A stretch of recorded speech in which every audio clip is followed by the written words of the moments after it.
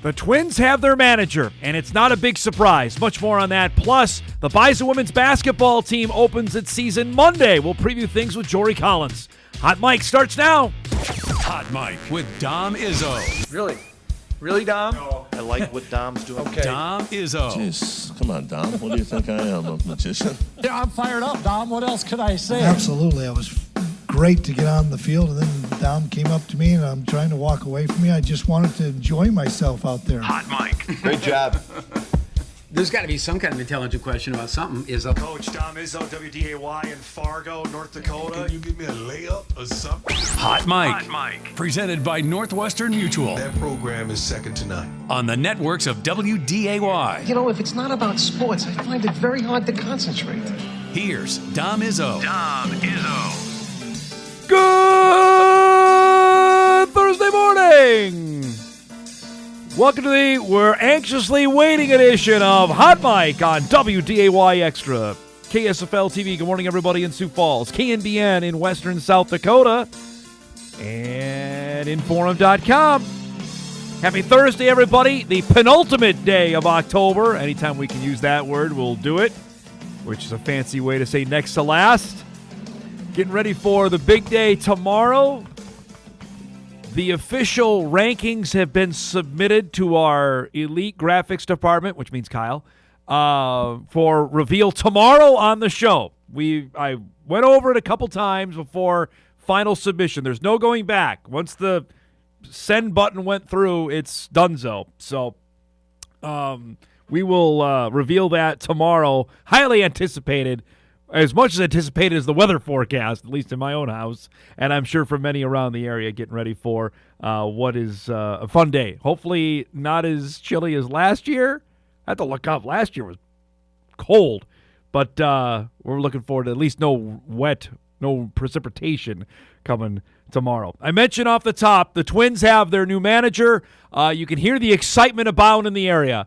It was maybe the most predictable hire that the baseball team could do, which we'll get to that coming up a little bit. Derek Shelton is the guy leading the Twins into 2026, and we'll see how long beyond from that. What baseball team he has out there will be interesting, but not a real surprise. More on that coming up later on in the show. It's a big day today. We got Minnesota High School football section championship games going on not too far from us at the Fargo Dome. 4 games today, 5 more tomorrow to send teams off to the state tournaments in various classes. We've got 9-man, Class A, 2A, and 3A. We'll be playing games at the Dome between today and tomorrow. We'll have 1 game for you today on WDAY2, and then 5 games tomorrow. That's on top of AA and AAA in North Dakota quarterfinals going on. We got everything. And by the way, they got a Bison football game happening on Saturday. So there's a little bit of things going on. We'll get you all the details on that coming up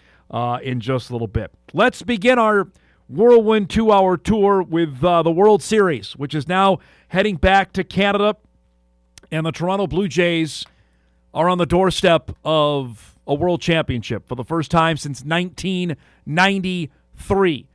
The Blue Jays, after losing one of the more epic games in baseball history, right? Losing in 18 innings on Monday, have now rallied and won 2 straight against LA. They won Game 4 last night. First pitch of the game from Davis Schneider's bat off Blake Snell rockets this one for a home run.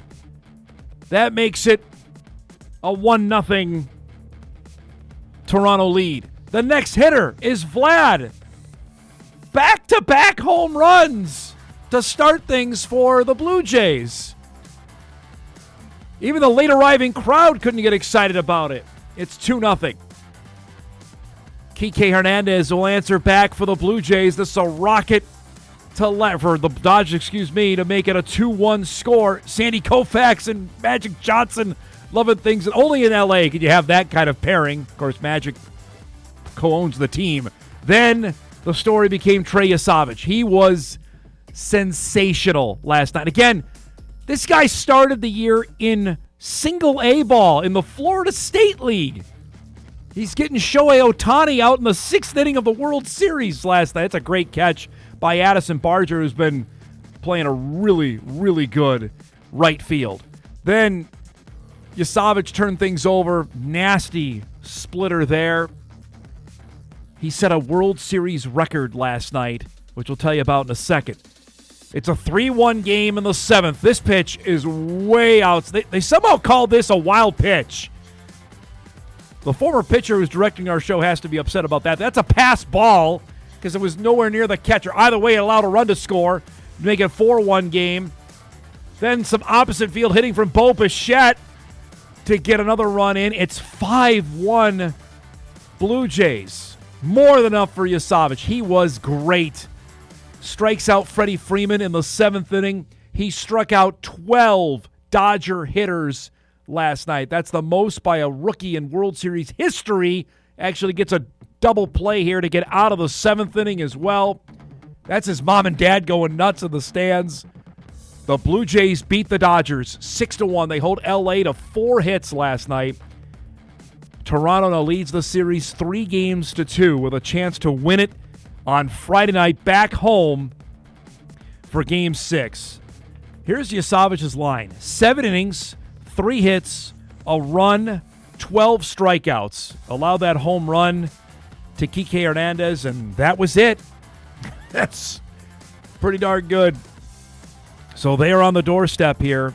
And the Dodgers, for all of that offense, all of that firepower they have, Ohtani hasn't got on base since the epic game on Monday night. He did not reach base in Game 4. He did not reach base last night. He was 0 for 4.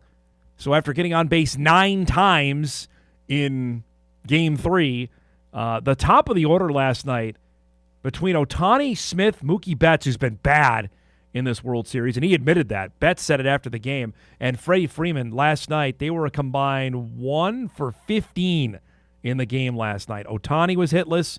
Will Smith had a hit. Betts was 0 for 4. Freeman was 0 for 3. Dodgers aren't going to win unless their top guys are producing, and they did not last night. So we'll see. The series will go back to Toronto now for a 6th game. Scheduled starters will be Yamamoto, who won a complete game in Game 2, and against Kevin Gausman, who was pretty darn good as well. The only team that can beat up Kevin Gausman is the Twins, because they love seeing him. They did it to them in the playoffs a couple years ago. So, great game last night for Toronto. And now, boy, what would that be like if the Blue Jays end up winning this thing after all the talk of the Dodgers being such the heavy favorites? And I know Toronto isn't minor spending. They spend some money, but, boy, they have a chance to upset the apple cart in a big-time way if they're able to win tomorrow night. So, that's the situation. We'll have more on that coming up tomorrow for Game 6. If there is a Game 7, it would be Saturday night in Toronto. Dave Roberts, the manager of the Dodgers, already said that Ohtani is available to pitch out of the bullpen in Game 6 or Game. It's already setting up.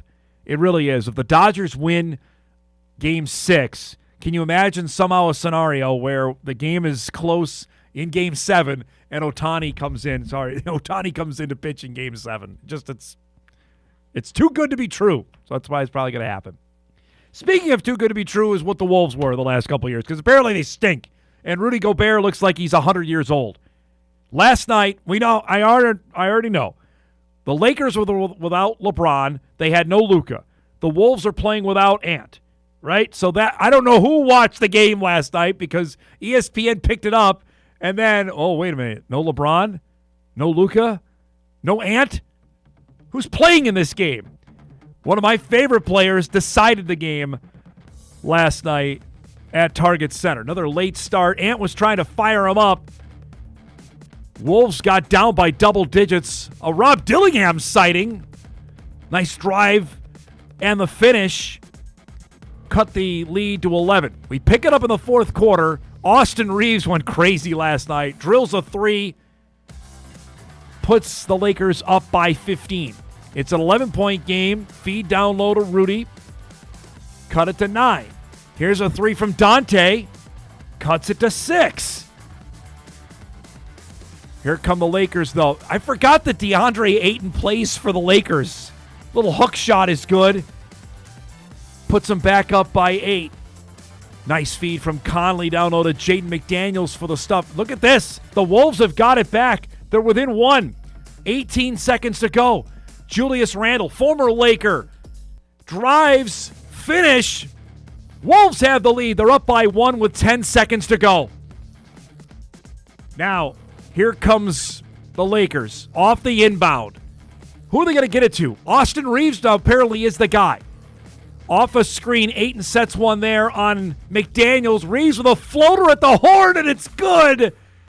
And the Lakers go into Target Center and beat Minnesota 116-115. Reeves goes for 28 and 16 last night. You can't let that guy beat you. You know, he's the only offensive threat they have. Once again, the Wolves cannot play any defense right now. Again, Rudy might be cooked. 116-115 the final. Takes away a great night from Randall and Jaden. Reeves goes for 28. I don't even know. Jake Laravia. Who is this guy? He goes for 27. He lights up the team for the Lakers as Minnesota finishes its 3-game opening homestand with a record of 1-2. Not ideal to start 25-26 after the fun win they had to start. And that was a nail-biter. Then losses to Denver and the Lakers on back-to-back nights. Not ideal. Now they head out on the road. They've got the Hornets coming up on Saturday. Again, we know no Ant in sight for this basketball team, so they're going to have to start playing defense and figuring it out because it has not been ideal so far to start things here in 25-26. And again, Rudy looks old. And I know we said this a couple years ago when the trade went down, but right now they just they look lost out there. So we'll see what happens coming up on Saturday. Last thing before we go, we had our final night of CUSA weekday football. And again, this isn't the show you're going to find Conference USA football highlights, but I'm inclined or almost mandated to show what's going on in Springfield, Missouri. Our former friends at Missouri State, with the Bison hammered, South Dakota State hammered most years in the Missouri Valley Football Conference, of course, have moved up to FBS football, maybe to bigger and brighter things, depending on your viewpoint on it. Frankly, they were never good in FCS football. They had 1 year that they were decent.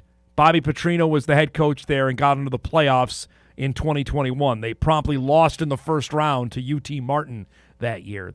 That spring, I believe they won a share of the Valley Championship, if you ever want to say that, and then lost at UND in football. So the fact now, as you wake up this morning, that Missouri State is 5-3 in FBS football, again, is your reminder, if you're a Bison fan, if you're a Jackrabbit fan, that if you decided to make the move to FBS football, you guys would be A-okay. Because Mo State is good in FBS football. Last night they were playing Florida International at Plaster Field, a place that was never packed anytime we went there. Had a pretty good crowd. Shamari Lawrence, we saw this guy. He was playing last year up at the Dome. Rushing touchdown. Makes it a 7-zip Mo State lead.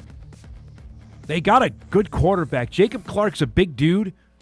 Can't move all that well, but we got Shamari Lawrence, who's making guys miss like this. He gets loose for a touchdown. It's 14-7 Bears in the second. Panthers would tie it at 14. Clark rolls out. That's a great throw. Jamar A. Robinson. Again, this is a guy that was playing against the Bison last year. 8-yard touchdown. 21-14 Mo State. They would put it away in the fourth quarter. Clark, who threw for a couple touchdowns, 163 yards, rolls out. Robinson gets in. The Bears go on and win it 28-21. Mo State is 5-3 on the year. Last week we showed you their walk-off win they had against New Mexico State in overtime. They've won 3 in a row. They've beaten Middle Tennessee, New Mexico State, and FIU. Here's what they've got left. Now, granted, they're not bowl eligible since they're making the move up. But they play at Liberty next week. That's going to be tough for them. Home to UTEP. UTEP's horrible. UTEP is so bad. I think they've won 1 or 2 games. And remember, UTEP's going to the Mountain West next year. Nice job, Mountain West, on that. At Kennesaw. Kennesaw's not bad this year. And then La Tech. They've got a chance to win a couple of these games. UTEP and La Tech are potential victories there. So if you would have told me in year one, Mo State would have gone 7-5, no way. No way. Considering they won 8 games last year in the FCS level and crashed out in their final 2. They lost to the Bison and the Jacks to end the regular season last year and frankly got blown out in both games. Again, a reminder that the transition may not be nearly as hard as some are led to believe on that. Especially in that league, in the Sun Belt, I even think in the Mountain West, those 2 schools I mentioned would be A-okay on the transition there. Just kind of shake your head about it of how good they've been. Oh, we got a packed show coming up for you. Actually, it's not as packed as I thought. I just got a message from Jory that he's not available today. I thought we were good to go. We'll have Jory starting next week. But our guest lineup is brought to you by Northwestern Mutual. Tom Miller will join us in just a few minutes to give us the lowdown. UND with a biggie this week. They're heading down to Vermilion to take on the University of South Dakota. Fighting Hawks trying to go for a 6th straight win, knowing full well they got this one next week and the biggie next week in Grand Forks when the Bison come to town. We'll chat with Tom about that at 9:30. Our guy Sam Goetzinger will join us at 10 o'clock. He's a busy man the next few days. He's calling football today and tomorrow up at the Dome. And, of course, he's got Bison sideline duty for us at 10 o'clock. So we'll get the lowdown on what we're expecting out of those Minnesota high school football games. He's got a North Dakota game thrown in there as well. So he's a busy man over the next couple days. We're going to have Jory on, but apparently we got some wires crossed there. So we'll have him join us a week from today. Then will be his first official visit. That'll be after the Bison opener with Northern Iowa. So we'll have some fun there at 10:30. We got no shortage of things to talk about. So apologies there, but we'll roll with things at the back end of the show. So that and much more coming up in a busy Thursday. We'll take our first break. We come back. You'll hear from Carson Wentz after the debacle last Thursday. His decision on deciding to have surgery and going out there and playing. That's coming up and much more on the Twins hiring Derek Shelton. We're off and rolling on Hot Mic on this Thursday morning. We're back after this.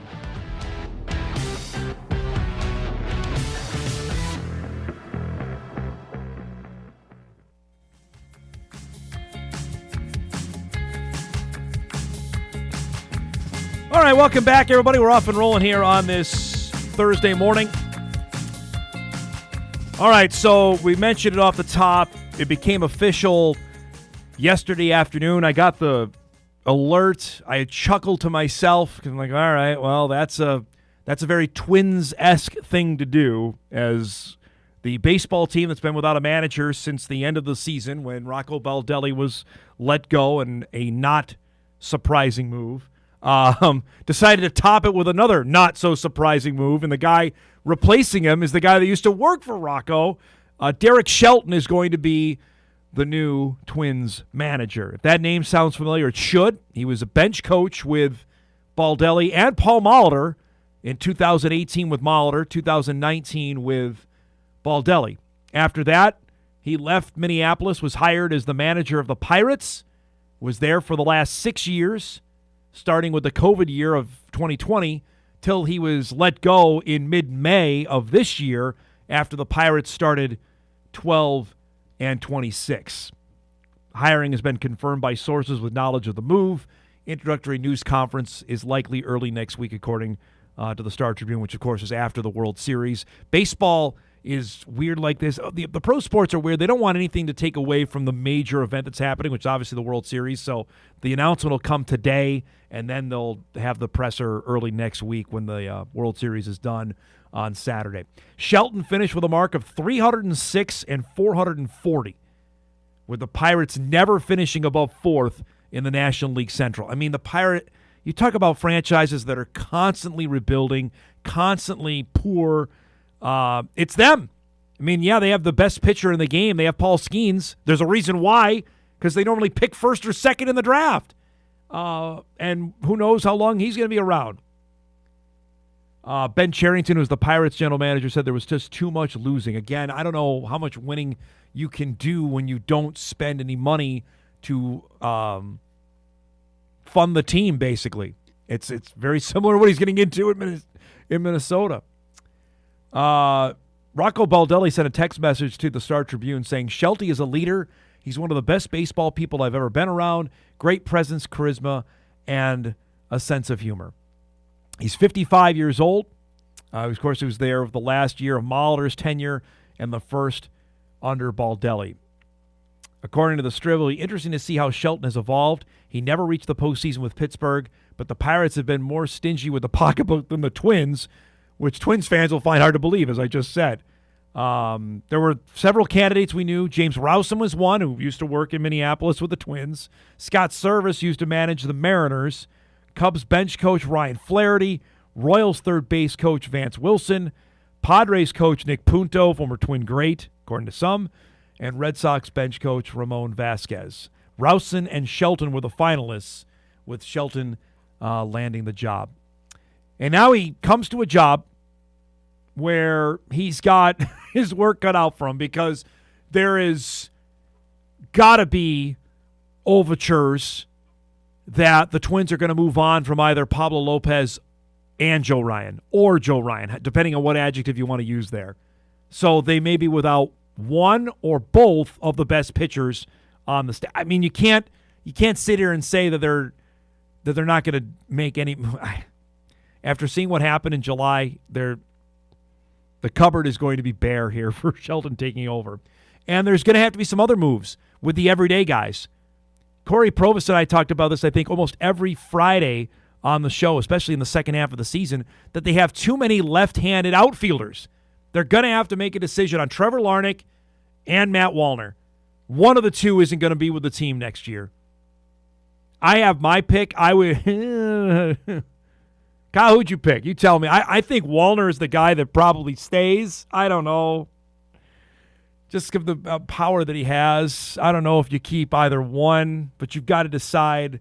You've got to decide there. You've got to decide what the world you're doing at first base, because they don't have an answer, frankly, there. What they decided to do this year was what I used to do in high school on a test, is wing it. That's not really a plan.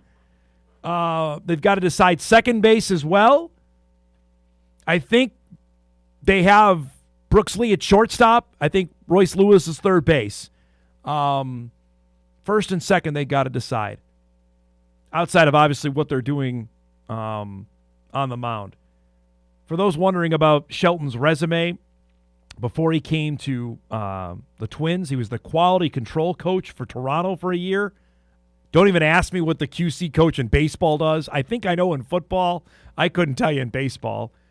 He was the Rays hitting coach. He worked for Joe Madden for 6 years, from 2010 to 2016 as well. So now, I mean, he's got a heck of a task in front of him with a variety of guys that who knows who's going to be with the team, and frankly, who's not in 2026. But that's the big one. I would imagine during the interview process, I don't know how much Derek Falvey's telling him that, hey, we're going to make some moves here. We're not done. I mean, you looked at last night. Who got the last out of the game last night in L.A.? Louis Varland. He'd be a nice piece to have, but they decided to move on from him. So you can't sit here and tell me after what happened that we're going to sit tight with what our roster is going to be in 2026. No one catcher they've got to make. Christian Vasquez got to move on. You had Eddie Julien playing first and Cody Clement. That's not a plan. I think second base they got solved. Keyshaul's a nice piece there. Granted, he got hurt a couple times during the season. You keep him healthy, I think you got a dude there at second. So you've got second base, shortstop, third base. You got to figure out first. Is Austin Martin going to be your starting left fielder? I don't know how great I feel about that. He's got some speed, but what else does he bring out there? Plays solid defense. They traded for Alan Roden. That was in the Phillies deal for Bader, I want to say. It's hard to keep track.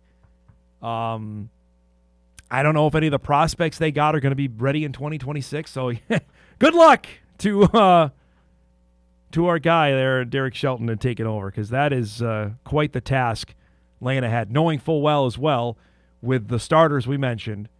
At the end of the year, It was Joe Ryan, Pablo, Bailey Ober, Zebby, and Simeon Woods Richardson. Those were the guys.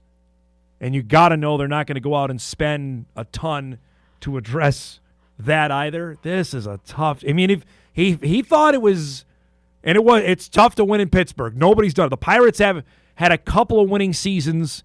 Clint Hurdle was the manager.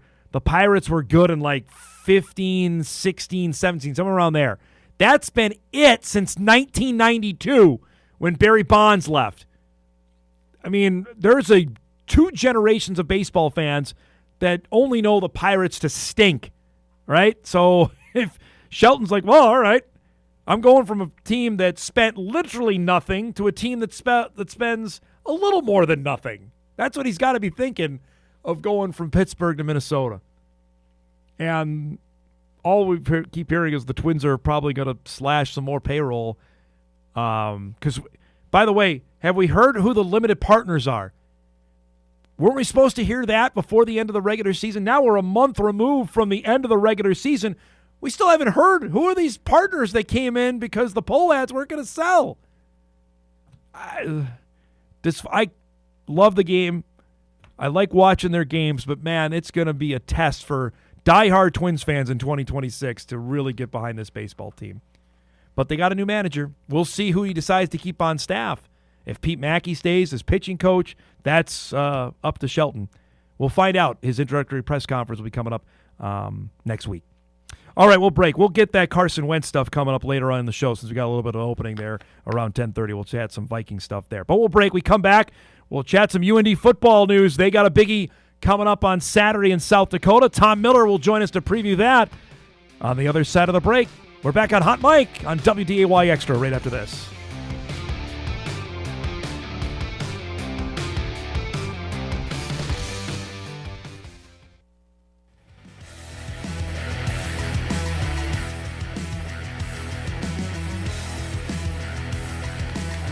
Welcome back, everybody. Hot Mic off and rolling here on this damp Thursday morning. It was nice to have the sun out at least for a little bit yesterday. Hopefully it's get this out of here. Big day tomorrow. Obviously, we tease it up top of the show. We'll have the ever-popular Izzo candy rankings to be unveiled tomorrow on Halloween, which will get derided. But you know what? You got to put your name out there. You got to do it because, I mean, what's the sense in it? If you're going to have a show, you got to do something like that. So that's coming up tomorrow on the program. Mentioned we got a great football weekend on tap. Missouri Valley Football Conference race coming down now. November football is here. University of North Dakota heading on the road. They've got a matchup in Vermillion against the University of South Dakota, which I pegged this one back in August. Like, well, this is going to be a huge game. Huge game for USD. And then the season played out, and it's completely flipped because it's a monster game for UND as things would turn out. As Tom Miller joins us from the Grand Forks Herald, we'll be heading down to Vermillion on Saturday to cover things. I mean, it's easy to say that now, considering in August when USD, and I know you wrote about this yesterday, was a top 4 preseason team, but things have greatly changed since August 31. Yeah, boy, the expectations here in North Dakota kind of seem to change weekly, you know.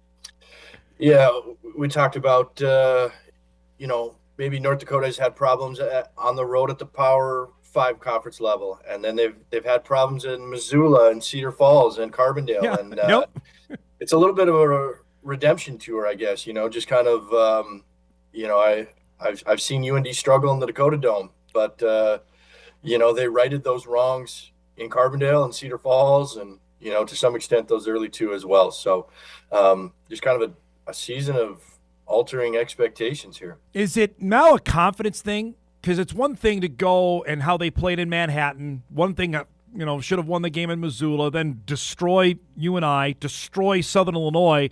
That it's only seems like to me on the outside, you're there every week, that it seems like it's building every single game for this football team.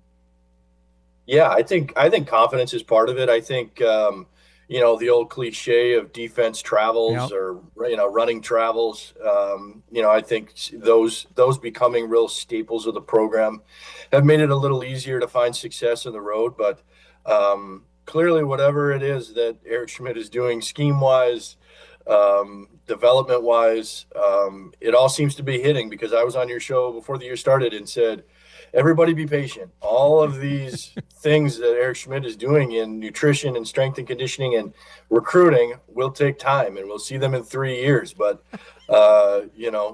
just another example of what do I know? Well, we saw it in 3 months, not 3 years, I guess, is where we're at. So, and everything's setting up for him, Tom. After how the game played out in Brookings, I think myself, a lot of us now looking, all right, UND controls almost all the cards here, because they get the Bison and the Jackrabbits over the last month in Grand Forks. And I will get to USD in a second, but that can't underestimate that of USD, or UND almost holds all the cards here in my mind. Yeah, coming into this season, I would tell people that, like, the way the schedule plays out this year is borderline ideal if you're a program. If UND was in a place that I thought they could pounce on that schedule, I didn't think they were in a place that they could do it. Mm-hmm. Now that it's played out, sure. Like, if you beat South Dakota and Vermilion, and then, you got a chance to, I think UND fans probably feel like, hey, if you can get one of the Dakota wins, you're feeling probably pretty good about that.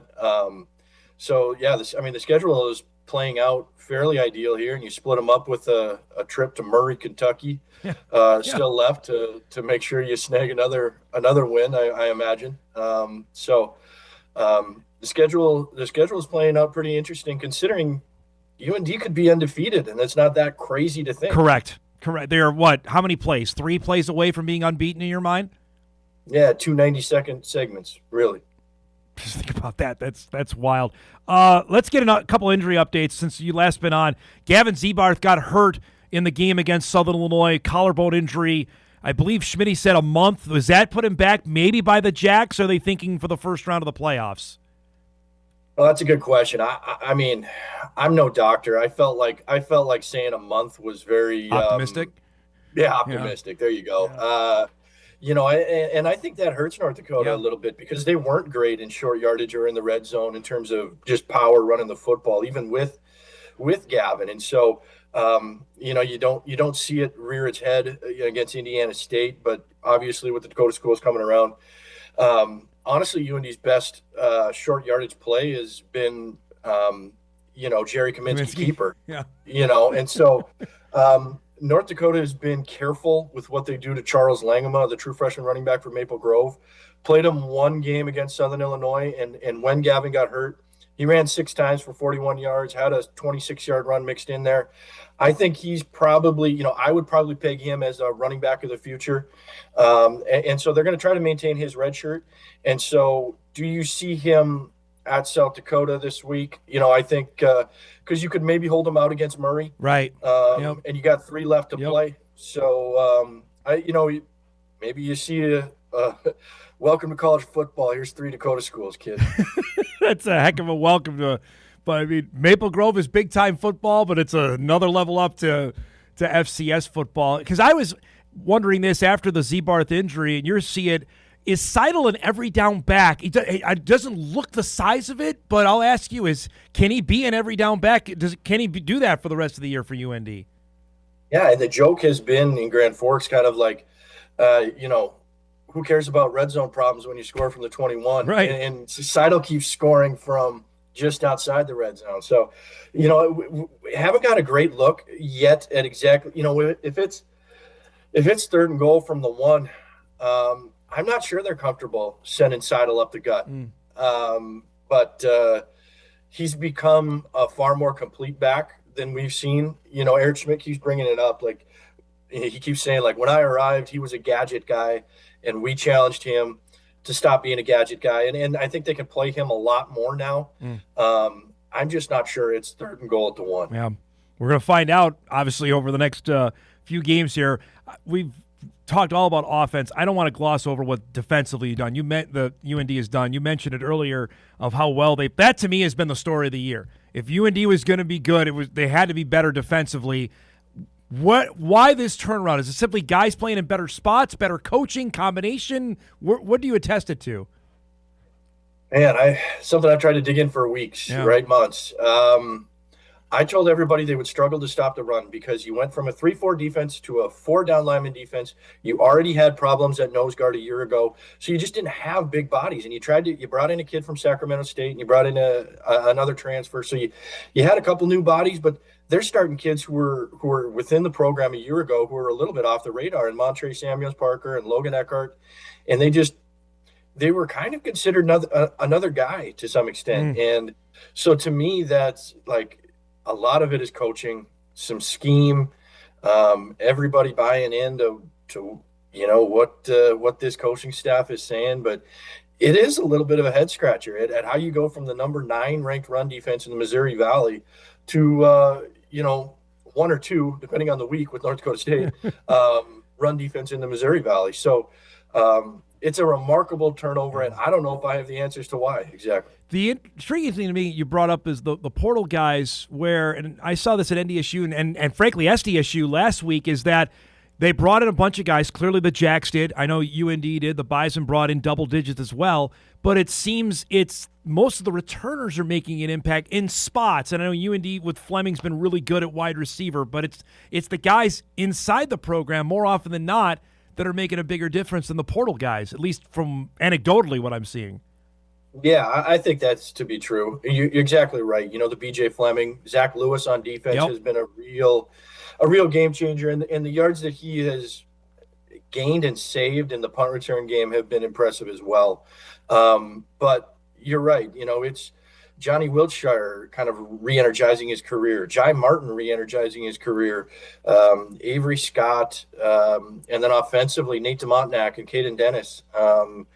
It's certainly guys within the program, and it's definitely a lesson for fans in the off season. It all sounds fun. Yep. Transfer portal.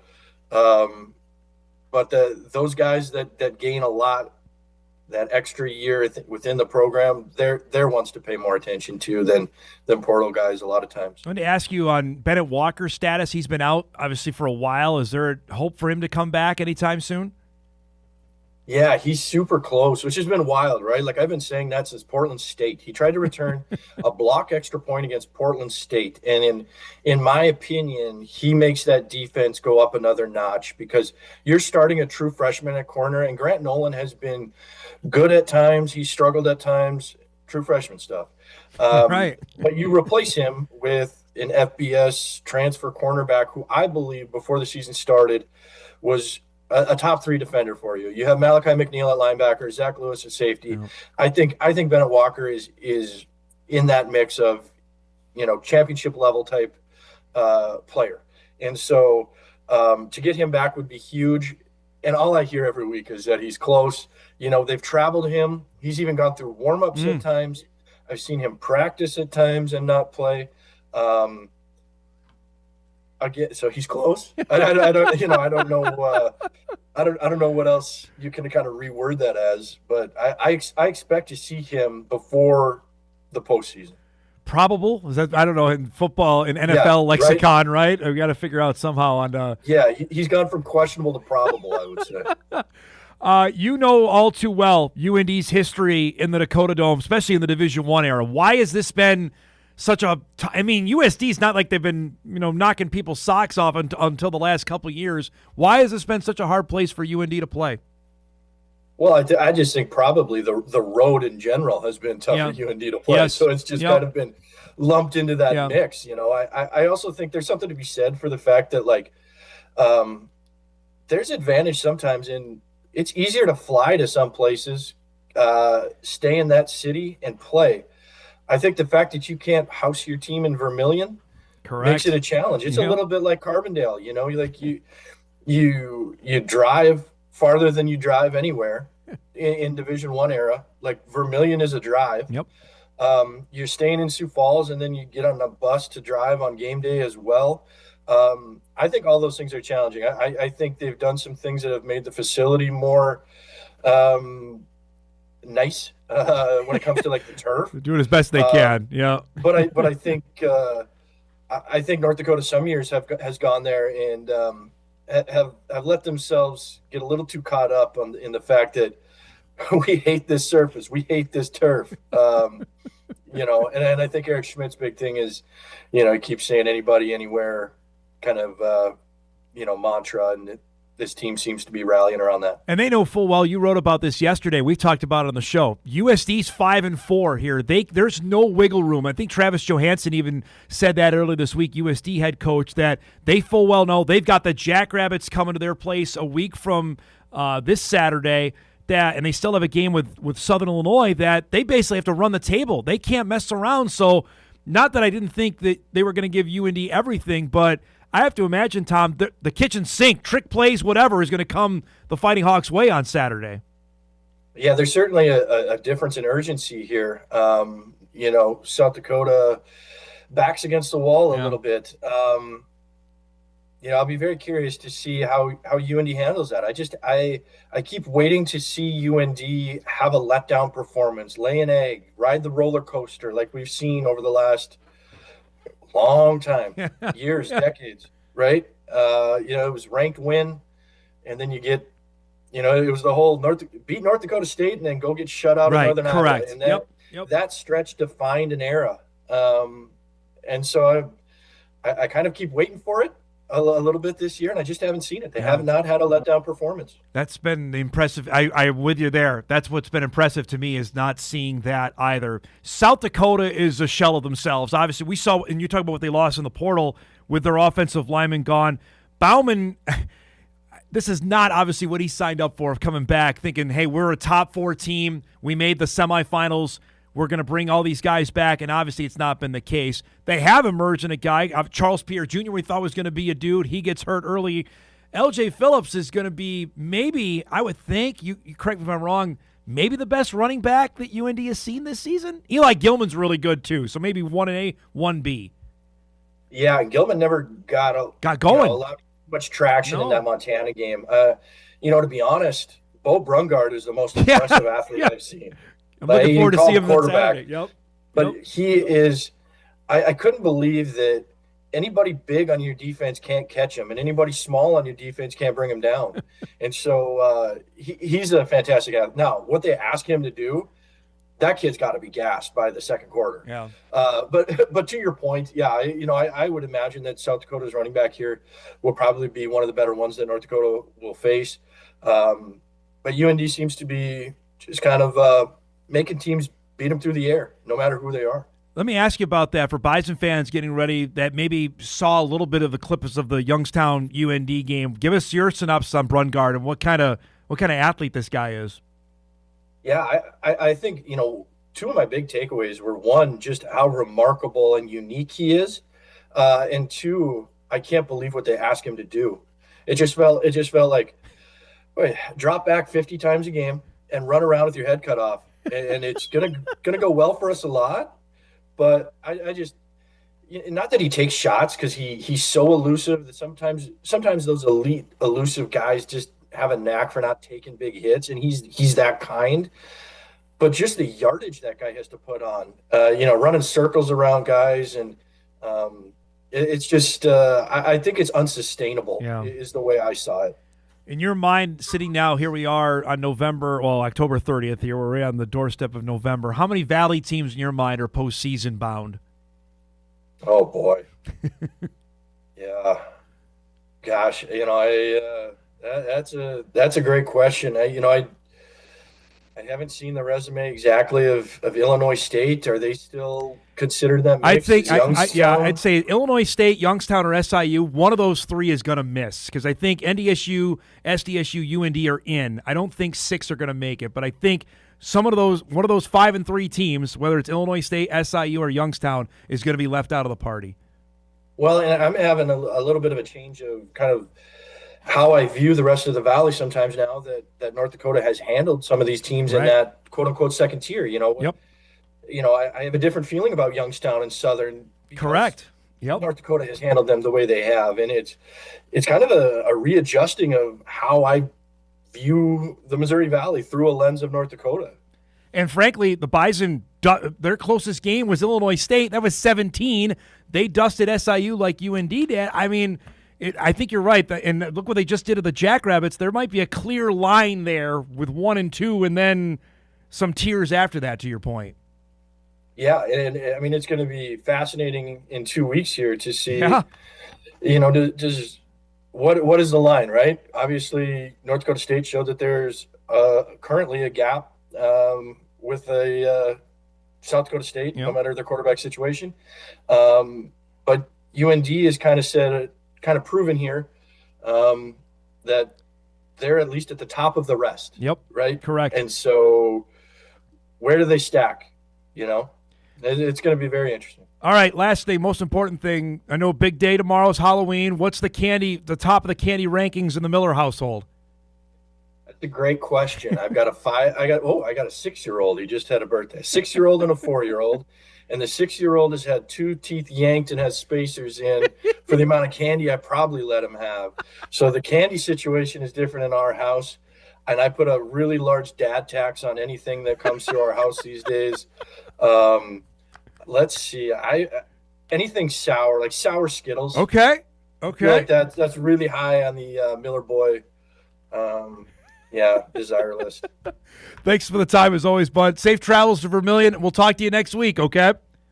Absolutely. Good to chat with you. Thanks. Oh, there he goes. Tom Miller joining us from the Grand Forks Herald, getting us ready. UND, South Dakota coming up. That's at 1 o'clock Saturday at the Dakota Dome in Vermilion. Sour Skittles. That's a very controversial take upstairs. I know Justin Hawley's all over me because Skittles has not made the list. I'm okay on it. It's not my favorite. It's just my 2 cents. Again, it's my list. We'll break. We come back. We'll wrap up our first hour. Big second hour coming up as well. Get you ready for a busy day of games going on at the Fargo Dome starting in about 90 minutes. Back on Hot Mic right after this.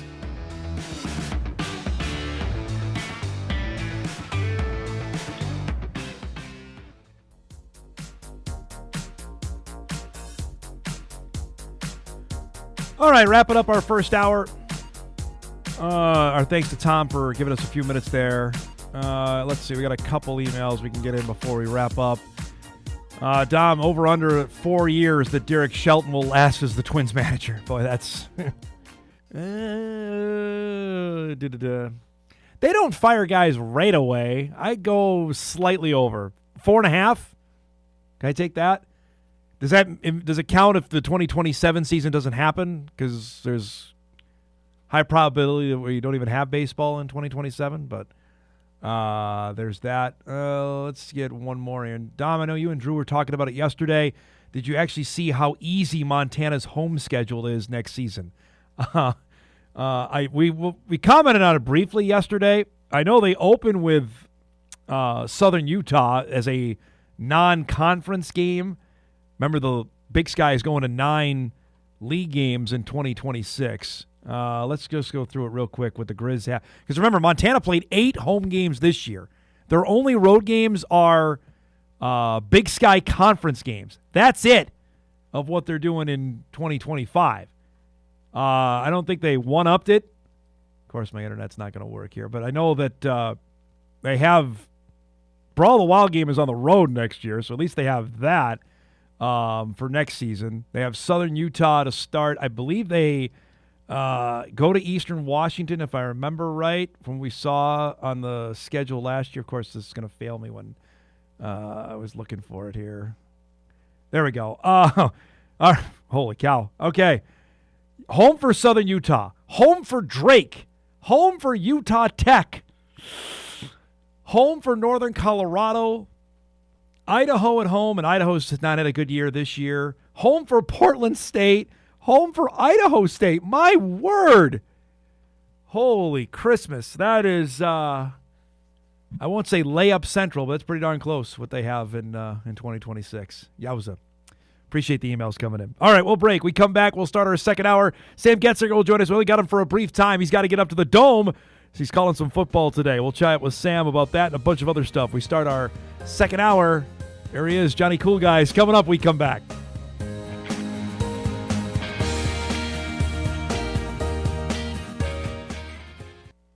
This is Hot Mic. Hot Mic. On the networks of WDAY. Here's Dom Izzo. Let's take a moment and talk about bunions. The original line read as this: bunions. You may have heard of them. That was my original line. Hey, thank you, Dom. Johnny Cool Guys there with the sunglasses on. That was off the dome.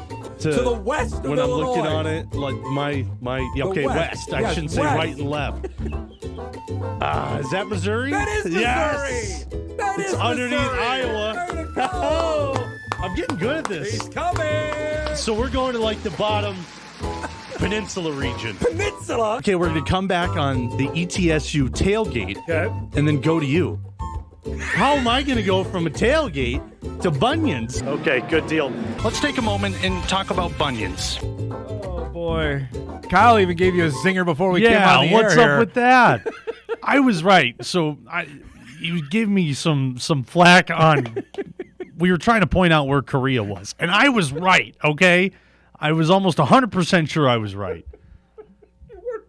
How was I not? right. How was I not? Because it wasn't there. We even pulled Australia. We even pulled. No, you just looked at it wrong while I was zooming in. That's on you. I was right. Oh, we could go sideways here. I'm not going to do that today. First, thanks for coming by because you are the Iron Man for the next couple days. Busiest man in showbiz. You got a cot up at the Dome. You're going to be Ready up there to the go. next 3 Yeah, days. You're going to find me on Saturday morning just sleeping up in your broadcast booth, ready to go. Got to do what you got to do, Box right? of donuts next to me, ready to fly. Well, and you got game today, which we're going to get to in a second. We'll give you the lineup of games going on up at the Dome. 3 games tomorrow, 2 at the Dome, and then 1 out in West Fargo. Yep, 1 in and then we Morris, got the Bison game on Saturday. Yeah, it's going to be Other than something. that, you're not doing much for us. I'm starting to take seriously the tea and making sure the vocal cords are good. Good. I know Yes. I haven't prioritized that in the past, but Do I'm it. starting to get that down. But it's going to be an interesting. Well, this week just starts 3 months really of go. Crossover season begins in full next week. So yeah, here we go. This Because is next gonna week be we have something. volleyball, basketball, football. Following week is Gonzo. I can't even get there. So yeah, basketball, Dakota Bowl. Before we get to the serious stuff, since you're going to be working tomorrow, what's the candy you got to have? Was there one you had for Halloween? Like, okay, this is the one. Oh, because we're going to unveil the rankings tomorrow. Well, on the big show. You know me, I'm not going to turn down any form of candy. The thing is, anything, no nuts. We I'm know allergic that. to So nuts. Can't do any peanuts, nothing like that. I is looked out. at your list. I saw you tweeted it out this morning. And last year. That was last year. It was last year's list? 2024. Disgusting. There's too many nuts in there. Can't eat half of the list. So I would have to Are you make more a of a nut. hard candy guy? Is that No, your deal? I'm a Okay. chocolate guy. Okay. I'm a chocolate guy. Kit Kats are high. That's tremendous. That's a especially great pick. as of lately. Yep. I don't know what Yep. it's been last year. I've been a Kit Kat guy. It's tremendous. M&Ms are good. Like Hershey Drops. I know they probably don't give them out on Halloween, but like Kisses. Okay, just the Hershey Kiss? Yeah. A drop is pretty much just a circular form Oh, of that. I don't think I've seen those. Yeah, pretty Okay. good. Pretty solid. Really? Okay. So big chocolate guy. I saw you put Jolly Ranchers on Yes. there. Those are pretty good. I'd put Laffy Taffy up in the conversation. Whoa, okay. I'm a big Laffy Taffy All guy. Skittles are good. Yeah, I get but raked over the can't- coals I on can't Skittles. I can't do too many though. Because sometimes I chew the inside of my mouth, I bite my cheeks on it, and we're yeah, done. The same yeah. with Starburst. I I do was the to say, same thing. you It's could like do that I with- can't do that. Yeah, And that'll mess you up for Right. the rest of the day. You get a good Correct. bite on the inside of the Correct. cheek. You're done for. Twizzlers, I saw you had on. I'm not a Twizzlers guy. No. I'll do some, but they got to be like the bigger Twizzlers. Have you ever seen those? I don't think so. Not like I the got- little skinny rope ones, I but took a- ones that have Oh, some width to it. okay. Those ones are The better. red vines like that? Yeah. Because that's the... You can get them at gas station. My mom always gets them. Something chews or what they're called, and they're like little bite-sized pieces. Well, I got raked over the coals. I didn't have black licorice on there. Black licorice stinks. High chew. Thanks, that it? Kyle. Yeah. That's the one. Yep. Um, Black licorice. Black is licorice? terrible. No, not good. Yeah, No. I'm not a big fan. I of had that for the so. first time in, where were we? Normal, Illinois Yeah? State. Yeah. Oh, that's right. You had it a few weeks ago. Somebody handed it to me, Yeah. and I took a bite out of it. I'm like, oh, what is this? This is horrible. So, yeah, black licorice is off my list. What was the best costume you did for trick-or-treating? Oh, man. Your favorite one that you did? You know, there was one, I wouldn't even call it my favorite, but there was one that was memorable to me. I wore my brother's old New Prague basketball jersey and a Scream mask. Oh. And made no sense. I couldn't see a thing out of the mask. So I tripped on a sprinkler head and broke my toe. Oh. That has been the most memorable Halloween memory that I have. How old were you for this? Oh, probably 12, something like that. Yeah, I ate it. I ate it on Were the floor. you close to your house? Or Oh, you I were was out and about? I was at my neighbor's house. I didn't even make it past 2 houses. And I was done for it. Yeah, I was done for it. Done for the day? Yep, I was done. It's like an ACL tear, like the third play of the game. Like, we're out. I Anthony Richardson terrible. patted the head, walked back to my room, and I just sat there for the rest of the night. I was done. Oh, man. Yeah. You can't avoid taking shots at your guy, AR. No. That's how I felt. It man, was that's no. fantastic. I took more joy in hanging out at home once I got a little older and just dealing out whatever. We were a pop family. We give out like seriously Shasta and stuff like that. Really? Yeah, I don't know why. You gave out drinks. Yeah. My mom just decided, you know what, we're going to take a turn in this neighborhood, and that's a left turn if I've ever heard one. We're going to give out knockoff pop. So that's what we did. Along with candy or just soda? Well, I think once we ran out of the soda, because we made sure it was for VIP guests that got the soda, and then we'd switch. Who's VIP? I like family members, okay, people that I vaguely recognized, and then or like direct neighbors, like close to your house. Make sure we were in good standing with people, That's and then awesome. The rest. I don't think I've ever heard that before. Yeah, I don't even. That will weigh down the bag if I've got a. It probably put a damper on a lot of kids' nights. I wouldn't doubt it. But hopefully they enjoy it. Well, right, you're going to like, it's not what not is like this? It's a good drink we were giving out either, but it brought excitement. So we had near our house, we had a neighbor that would give out like the extra the size bars, like king size, like the king size Kit Kat. Like we're talking monster. Yeah. Now that's like $100 bill when you're like you're 7 years old. Like this is the best. Or the king size peanut butter cup with 4 of them in there. Let's go. I wouldn't tell you what that tastes like. I'm telling you, man. That's when I know you're missing out, but that one's pretty darn good. So Butterfinger, you can't enjoy that can't one have either. that. Can't have Snickers. Yep. Three Musketeer. Have you had that? Yes, I've had that. So that's controversial take I had because I like it's that. nougat, isn't it? Yep. Nougat's not bad. That's all right. That's pretty good. All right, I'm making myself hungry. I know. So we'll save this for tomorrow. I got to stay at the Dome for a couple hours. Can't eat. We're talking about food. Let's bring this up. So here's our TV lineup. What we got going on for the next couple days up at the Dome. So we've got today. Sam's got the call coming up here at 11:30. He's racing up to the Dome after we're done here. And we'll give you the lineup of games in a second. That's the only game we have. That's on WDAY 2 coming up after we're done here later today. And then tomorrow we got all 5 games will be on WDAY 2 and WDAY Plus starting at 10 a.m. Sam's got the 10 a.m. and the 12:30 game tomorrow. And then 6AA at 3 o'clock. 8AA, we previewed that yesterday with a Hawley-Barnesville matchup. And then DGF and Thief River Falls to wrap it up at 8 o'clock.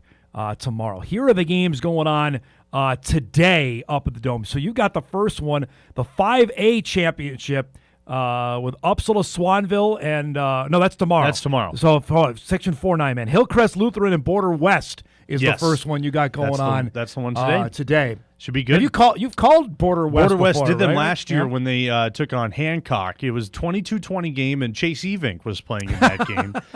Now Border West, they're back in it. Wheaton, Herman, Norcross, Clinton, Graceville, Beardsley. Yes. That's Border West. Yeah. CGB used to have its own team, as did Wheaton. Yes. They co-opted a couple years ago. Really good in football. They co-opted about 3 years ago, I want to say. And Hillcrest is located in Fergus Falls. For those that don't know. So Border West, it's back-to-back years. In my opinion, they have to go up against one of the most imposing figures in 9-man football. Hillcrest has a quarterback that's really good. 6'4", 215, can run like a deer. In 9-man? Yeah. 6'4", 215. That's Holy not bad. cow. That's all right. not bad. So that's the first game. That's the one that Sam has. The other games today up at the Dome, and these are not televised. Kitson County Central and Stephen Argyle. They play every year. In Section 8 9-man. You can set your watch to it that they're going to play. That's at 2 o'clock. Section 6 9-man, another great rivalry game. Fertile Beltrami and Foston will play at 4:30. And then the final game of the day, here's another rivalry game, Mahnomen-Waban against Red Lake County. That's at 7 o'clock tonight at the Dome. There are some teams we see here all the time. Yep. Those are a few of them, and like Fertile. Fertile went it all the way to the state championship a couple years ago. Mahnomen's really Waban's good. always good with Coach John Clark. So it's going to be fun. Okay, so those are the games today. Tomorrow, you've got Uppsala Swanville and BBE, Belgrade Brutenell Rosa. Now, both of these teams are making, this is a haul for both of these teams to come to the Fargo Dome. And it's like the 4th time in the last 5 years these two teams have met in the section championship. So it should be good. BBE's been struggling record-wise. USA's good as always. I think these two teams will give each other their best shots. I have bias for the next game because I have my in-laws are from Breckenridge. They live there forever, so I'm rooting for the Cowboys tomorrow in the 6A game. They're good. They're with good. Parker's Prairie. That's at 12:30. So you got the first two games tomorrow at the Dome. Yep. Carson Yagi, by the way, I think I saw he was up for Minnesota Coach of the Week or something like that. So congratulations to him. And Breckenridge is really good. Parker's Prairie, they run that single wing, fool you with misdirection, so it could go anywhere. So good luck on that. Is calling for pretty it. Much. Tell Brody good luck shooting on that for follow who's got the football. Just follow everybody.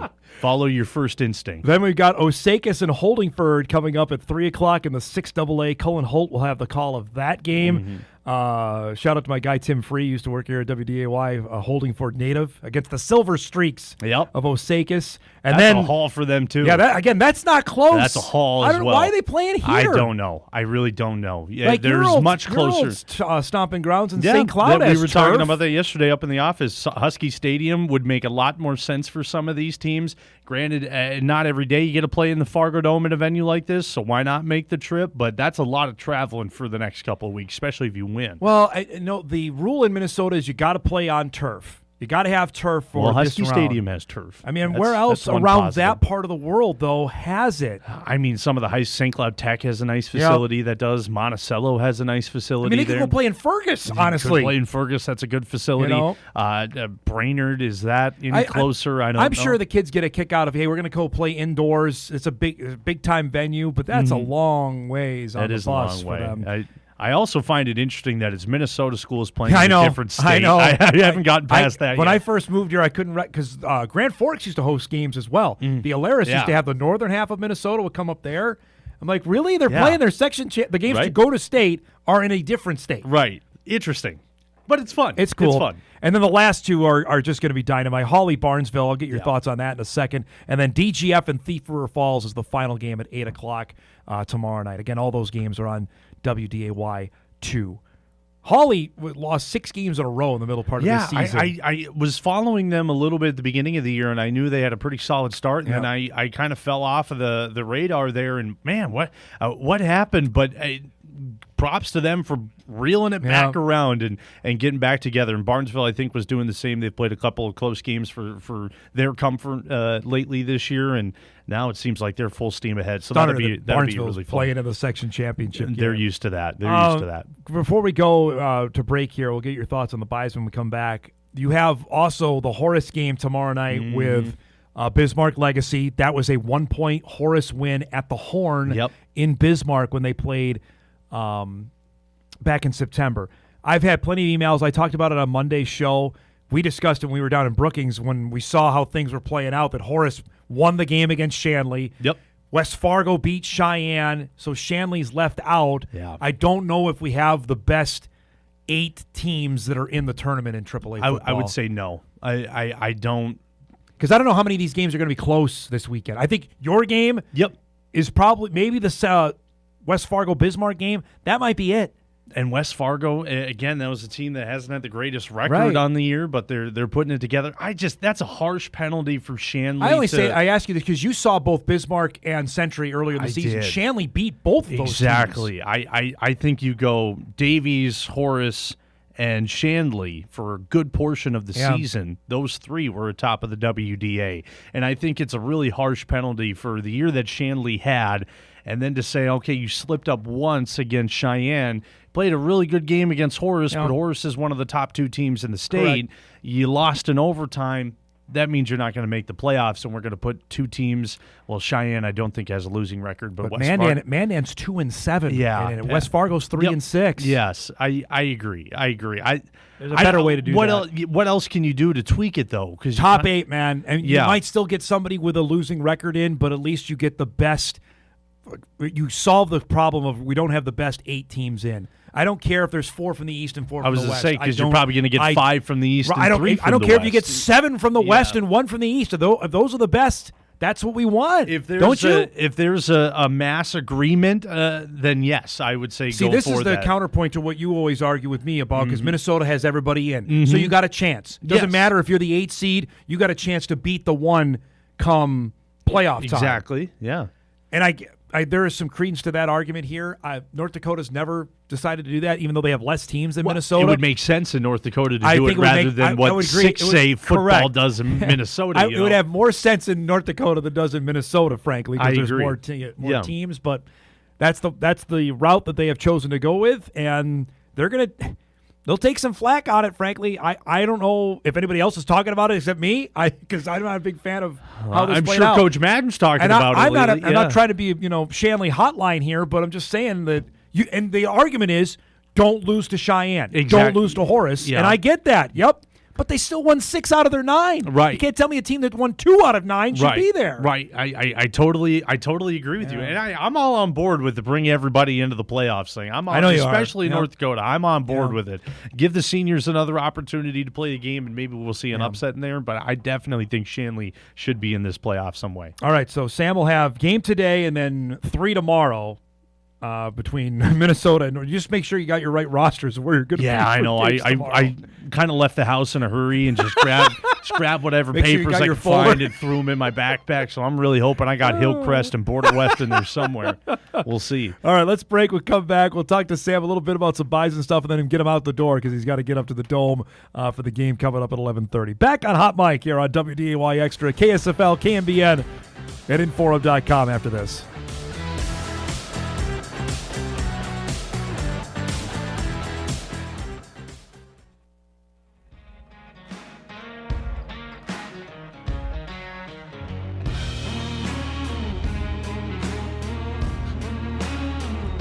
Welcome back, everybody.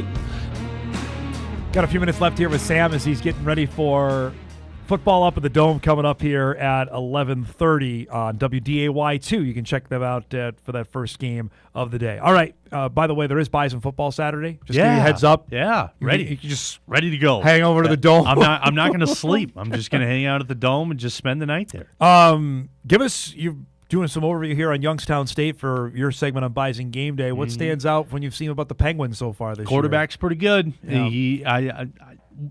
Tim talked about him a lot in the press conference. I know we talked about him building up into the game throughout the week and even the months before. And I met Bo. You interviewed Bo. I met Bo at the Missouri Valley Football Conference Media Day. And not a big guy. Yeah. And he's not 6 foot. Yeah, it reads 6 foot on the roster. He ain't 6 foot. No, he's probably about my height. I'm not 6 foot because I say 6 foot on my driver's license. Oh, I'm not you 6 liar!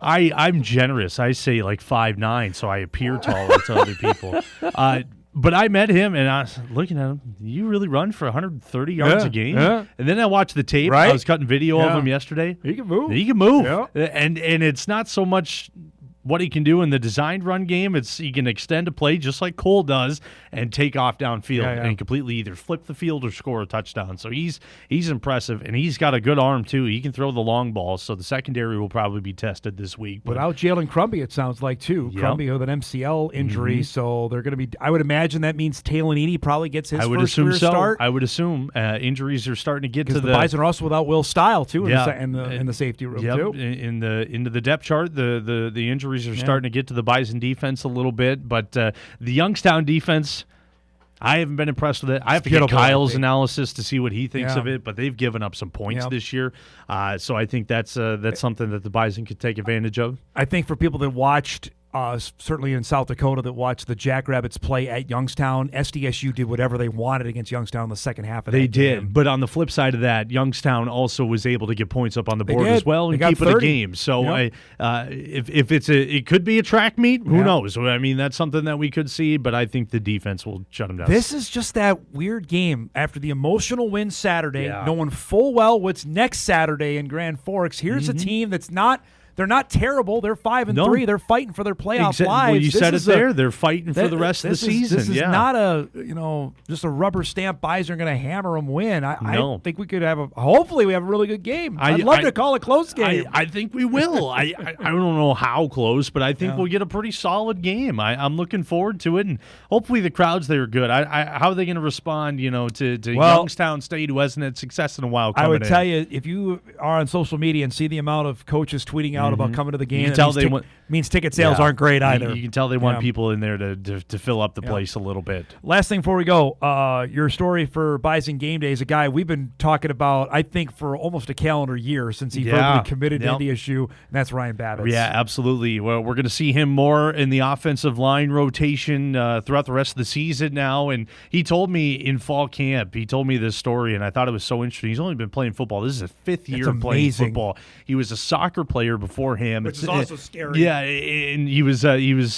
defenseman, and he just told me I was getting too big. I was getting a little clumsy out there, so made the transition over to football, and that was his freshman year of high school. And now to see that he's going to play a big factor on the NDSU offensive line in his freshman year of college, really impressive. So we talked to him about that. He's coming off of a huge senior year athletically as well, state championship in the shot put, second place performance in wrestling, then carry that over into this year. He's a really impressive kid, and the coaches are very high on him. He was a first-team All-State selection in football to go with it, too. Not bad. He's got a brother down there, too, in Buffalo that's doing pretty well. I also have another story. The Sanford Spotlight this week is on familiar face, Jackson Money, who's now and spending time in the G League, but since he left NDSU, he went and played for the Ugandan national team and then had an ankle injury. Not Achilles, but the muscle around the Achilles, so he's been working back from that. Okay. Now he's in California getting ready for the G League season, so chatted with him about that. Boy, it's been a wild ride for that guy where, you think about the end of last year, he breaks his wrist, and we don't know what that could have done for the Bison. Yeah. Because I think they would have done some damage in Sioux Falls if they were healthy there. Then gets invited to Chicago to the NBA G League Combine. Gets this injury playing for the national team overseas, and now a chance to work out in the G League. That's considering the guy 2 years ago was at Northern State and Aberdeen. Right now, this happened, and it's wild. He told me too. It's just it's a fun ride he's been on, and being a kid from West Fargo, North Dakota, not many people get to experience that. But he's taking it for what it is and having fun doing it, and hopefully he has a good pro career coming up. All right, you got to get out of here. Have a great call today, and tomorrow we'll see you at the Dome on Saturday. Okay, absolutely. All right, guys. Sam Goetzinger, you'll be hearing them all over the next couple days, including later today, 11:30 for our first game with Hillcrest Lutheran and Border West coming up on WDAY 2. We'll break. You're going to hear from Carson Wentz, him speaking after finding out his season is done. We'll chat some Bison. Yeah, former Colts great. Colts great. We'll talk some Bison women's hoops as well. We're back after this.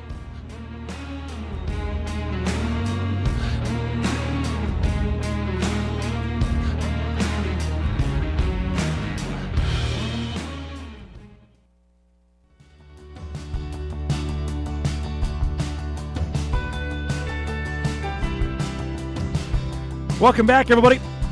Final half hour of our show on this Thursday. Tomorrow we are locked and loaded. Kevin Feeney's going to join us tomorrow, getting ready for the Spuds matchup with Woodbury in the second round of the Minnesota Class 6A tournament, as they'll play down in the Twin Cities there. Also, Jacob Holman going to join us, Minot North head football coach, as they get set for their opener at home, as they've got Grand Forks Red River to start the North Dakota 2A playoffs. So that's coming up tomorrow on the show. Looking forward to that. We wanted to get this earlier in the show, and then we got going on the Twins and upset about that. Although they did make it official. Email came out at 10:09 when we were on with Sam that they only the Twins would put out something at 10:09. That Derek Shelton is the new manager of the team. He's a Carbondale guy. I didn't know that. He's a Southern Illinois Saluki. He caught 4 seasons at SIU. I guess I didn't look around. Next time we go to Carbondale next year to see if his name is around there anywhere. Press conference will be on Tuesday at 1:00. So we'll decipher that, and we'll have some Twins chatter coming up on the show next week. Now to the Vikes as they get ready. They are an 8.5-point underdog as it stands right now for their game at the Lions on Sunday. Detroit coming off the bye. Vikings are coming off their mini bye after the debacle last Thursday night against the Chargers. Yesterday, Carson Wentz gave an impromptu press conference inside the Viking locker room after the news came out that Carson was playing the last 2.5 games with a broken socket in his shoulder, a torn labrum all in his left shoulder after he sustained the hit from Carson Schwessinger of the Cleveland Browns in the game in London at the end of September. He played the rest of that game, as we know, came back after the bye week, played the game against the Eagles, and then we saw what happened in the game against the Chargers, where it seemed like every time that the camera cut away from him after a throw or a play, he was in agony. He spoke yesterday on exactly, you're going to hear the questions on his decision to play, and we're going to react to that. Here's what Carson had to say yesterday. It's been an interesting couple weeks, but feeling good with the ultimate decision that we've made collectively, and it's weird being done this early in the season. Been on IR a couple different times, but never this early, so that's a bummer. All those things, but life's a lot bigger than this. Any minute or day, I'm about to have my fourth little girl, and surgery's on deck. So all the things that are so much bigger than this are really occupying my mind and time. But it is a bummer. Obviously, it's a bummer, the loss, all the things. But I'm doing all right. What was the process in the game, whether you're trying to decide whether you can or should go back out there? You talking the game the other night, or just in general? Going however many games you Yeah. I mean, sounds like it's been reported kind of the situation and how it happened against the Browns and all the things, but the whole time I felt I can still help this team. At the end of the day, I knew what I was signing up for. It wasn't like anyone was forcing me to go. I mean, this is my 10th year in the league. There's a lot bigger things in my life to worry about, so I wasn't going to do anything that would be detrimental to my own health. So I knew what I was getting into, and knew there was a chance I'd be playing with some pain and discomfort the other nights, and I'd be lying if I thought it'd be a little less than what it was. But at the end of the day, it's pain, and I felt like, okay, the hit happened, and then I could go on and I could still help the team. And so it was never something. And I'd be lying too. I mean, as a competitor, like, you never want to take yourself out. Like, no matter what you're going through, it's hard to remove yourself from the game. And I'm maybe too optimistic, like thinking we can still mount a comeback here. All the things that NFL's crazy. Teams can score fast. We have some dudes on this offense, and so scoring in a hurry is a real expectation and an opportunity. So I never once was like, yeah, I need to be done. It's like, yeah, that hurt, but I'm optimistic I'm going to get up and not get hit the next play, and we're going to go score and all the things. So that didn't really cross my mind, and that's just kind of the way it was. All right, a couple things also. He addressed about the frustration that we just saw on the sideline. He said the frustration you saw on the sideline was me knowing, I'm probably not playing again this year. There's a lot of emotion there mixed with the pain. We knew what was coming. We just didn't know when. Wentz said, this is from the Star Tribune article, that he was talking the whole time with Vikings trainers and coaches about whether he should stay in the game Thursday. During those conversations, he said he acknowledged he was in pain, but I didn't want to remove myself from the game. And this is the part I want you to listen to, and this goes back to what I said on Tuesday, I think, when we found out exactly the extent, or Monday night when we found out the extent of what Carson was playing with. I was a backup the last couple years. So just being back in the role of starting meaningful football games, it's fun. It's what I grew up dreaming of doing. And when you lose it for a little bit, it's hard to want to give it up. So even with the pain and all the things I knew were going to come with it, I wanted to play. I want to be out there. I want to be helping the team.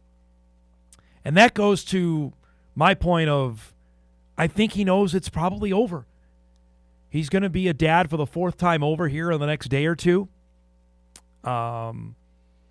That this is 10 years of what has been, I'll go back to his rookie year.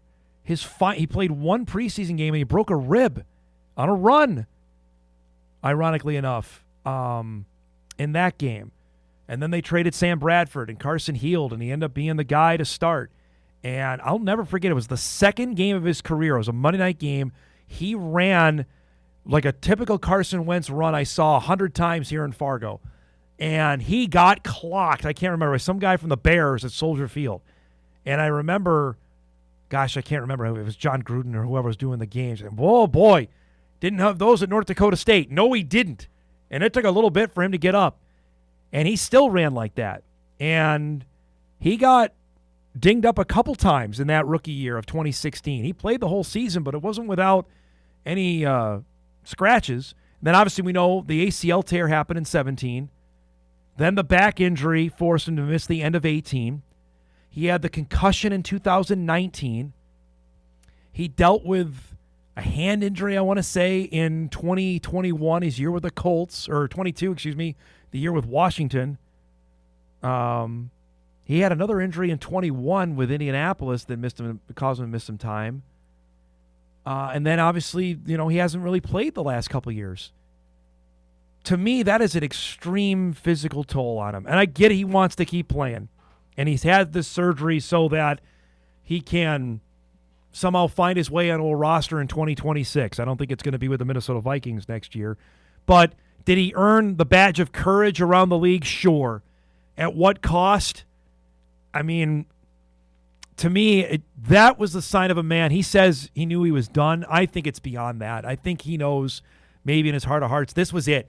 This was my last chance in the sun to be a starter, that I knew I was going to be the guy that if he played well, that they were going to let that runway go even longer for J.J. McCarthy to get healthy and figure things out. I firmly believe that. We talked about it on the show, that they were going to let it ride with Carson. If he was performing adequately, not turning the football over, and healthy, that they were going to let Wentz go out there and let McCarthy heal up and take as long as he needed to. I'm not saying they're rushing him back this week, but I think they're in their heart of hearts like, boy, it'd be all right if we got another week for JJ and not facing this team, facing the Detroit Lions on Sunday. Maybe he'll prove me wrong. We'll see. But to me, on the Wentz angle, it just seems like he knew that this was probably it. We'll see. I mean, the turnover bug still plagued him even prior to the injury. Because I'm going back, the first game he started against Cincinnati was flawless. The Vikings, that was their best game of the year by far. And then the Steelers game happened. He threw 2 picks in that game. Obviously, then in the first half of the Browns game wasn't going great. Then he got hurt. And then we know what happened against Philadelphia. And we know certainly what happened last week against the Chargers, that it went sideways quick. We'll see. But I tend to think that might be the last time we see him. I've been wrong before, and I'll certainly admit it if he ends up getting a deal in March or May or next August with somebody. But I think that's why the emotion was as high as it was, as great as it was, knowing not only was this season was done, maybe his whole time was done. You heard me just list off, those are not minor injuries, folks. It has been a battle for 10 years with him with his body. Real quick before we break, again, we were going to have Jory with us here this morning. We had our wires crossed. We'll start our weekly visits with Jory coming up a week from today. They open up their season coming up on Monday at Northern Iowa. This is what they have to start 25-26. It's an intriguing schedule, knowing full well what they have in terms of non-conference games coming to Fargo. So they open up on the road Monday at Northern Iowa. That's a game a couple years ago got tripped up on. We'll see how they fare here, because the Bison have some expectations around them this year. The home opener is a week from tomorrow. That's Gonzaga.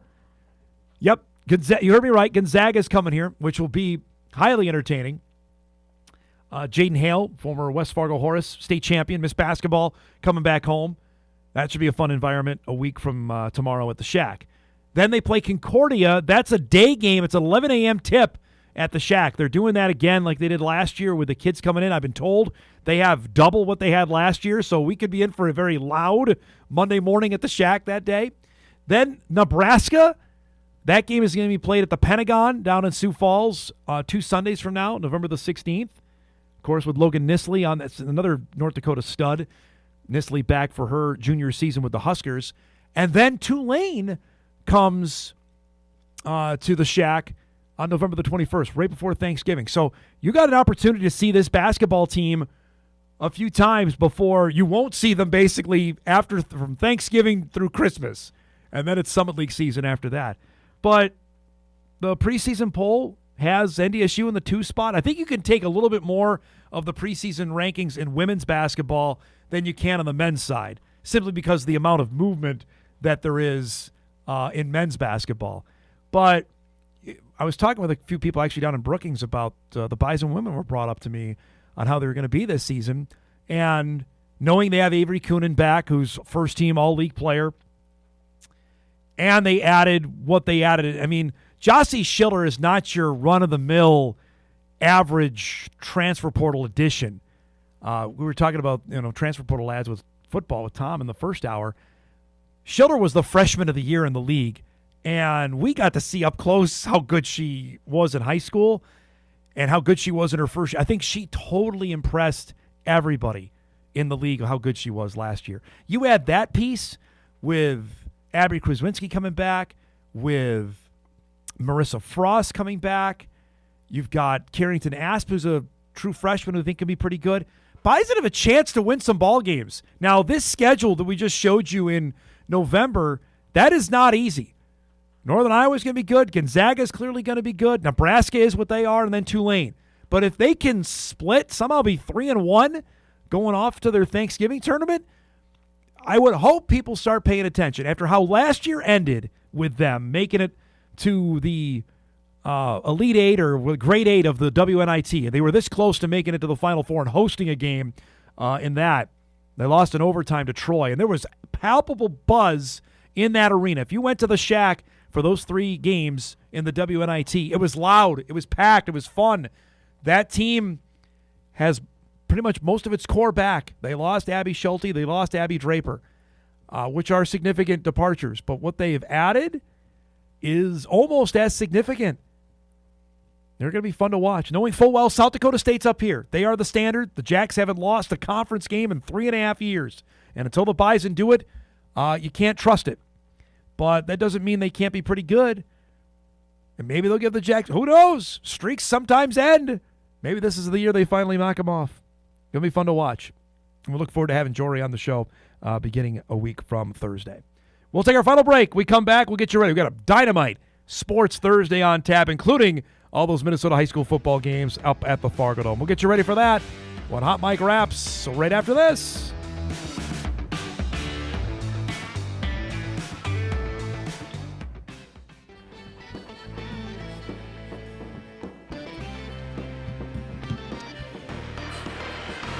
All right, wrapping things up here on this Thursday. We are your uniform helmet leader. Here it is. Youngstown State just tweeted this out. The Penguins will wear white lids for the first time ever. The Penguins will unveil never-before-seen white helmets at North Dakota State. Let's look at them here. That's not bad. I was hoping for the actual penguin on the helmet they wore last week. If you guys have seen that one, it's tremendous. But this is for you on the podcast that listen. It's basically a white helmet with a red Y on it, but they've never done that before. They've always had the red helmet with the white Y. Not the case. That's what they're going to be going with for the game Saturday inside the Dome. All white look. We've seen that a few times in the past, and now Youngstown State is going to that for the game coming up Saturday at the Dome. So there you go. There's your uniform. We haven't done one in a while. We've been pretty calm on that, but that's your uniform update for the game on Saturday. I just got this sent to me as well about my guy Austin Reeves, who is, honestly, he's one of my favorite players. I guess I've been sleeping at the wheel of what he's done the last 3 games prior to last night with him hitting the game-winning shot to beat the Wolves. This is what he's done the last 3 nights. 51-9, 41-5, and then last night, 28, 16-2 in the win over the Wolves. I guess they don't need LeBron or Luka. They've got Austin Reeves. At least they got that against the Wolves, who can't play any defense, but that was pretty darn good. Let's do a couple of updated betting lines for you out there. As we stand today on FanDuel, North Dakota State is a 29.5-point favorite against the Penguins. I think that's too much. Vegas knows what's going on. They're smarter than I am. But that, to me, seems like an awfully big spread. Youngstown is capable. If they're giving that much respect to what the Bison just did, then okay. And the game we also talked about, the game going on in Vermillion, UND is a 11.5-point favorite for its matchup against South Dakota, which I think is accurate. I mean, the Coyotes, I think we wrote their epitaph on their gravestone after they left Fargo. Whatever you can say, they won 3 in a row against the dregs of the league, and then they lost last week to Illinois State. And I should have known better. I picked them and I was dead wrong there. So I fully expect UND to have some fun against the Coyotes coming up on Saturday. All right, let's do some what to watch before we get out of here.